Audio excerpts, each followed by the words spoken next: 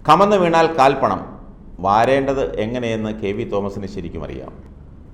കോൺഗ്രസിൽ സ്ഥാനമാനങ്ങൾ കിട്ടാൻ വഴിയില്ലാതെ വന്നപ്പോഴാണ് കെ.വി. തോമസ് പിണറായി വിജയൻ്റെ വിശ്വസ്തനായി മറുകണ്ഠം ചാടിയത്. നമുക്കറിയാം ഇതിന് പ്രത്യുപകാരമായി സ്ഥാനം നൽകി മുഖ്യമന്ത്രി തോമസിനെ സന്തോഷിപ്പിച്ചത്.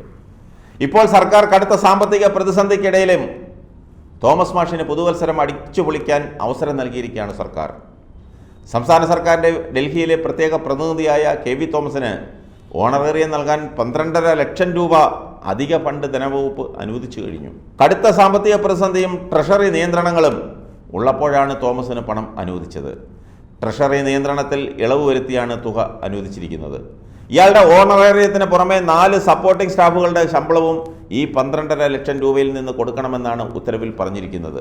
നവംബർ 20-ന് Kerala House resident commissioner honorarium കൊടുക്കാൻ തുക അനുവദിക്കണമെന്നാവശ്യപ്പെട്ട് മുഖ്യമന്ത്രിക്ക് കത്ത് നൽകിയിരുന്നു.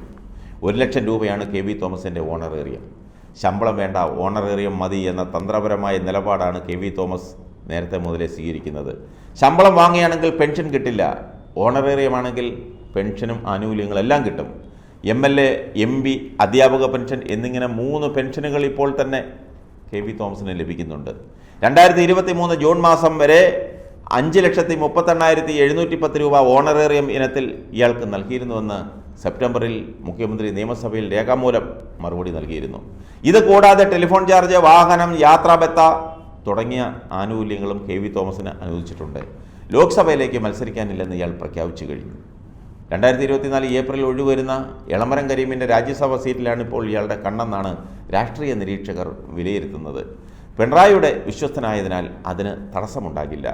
നേരത്തെ കെ.വി. തോമസ് ഡൽഹിയിൽ എത്തിയതോടെ വേണു രാജാമണിയുടെ ഡൽഹിയിലെ സേവനം കേരളം അവസാനിപ്പിച്ചിരുന്നു. ഇരുവരും തമ്മിലുള്ള അഭിപ്രായ വ്യത്യാസങ്ങളാണ് വേണു രാജാമണിയുടെ സ്ഥാനം തെറിപ്പിച്ചതെന്നും വാർത്തകളുണ്ടായിരുന്നു.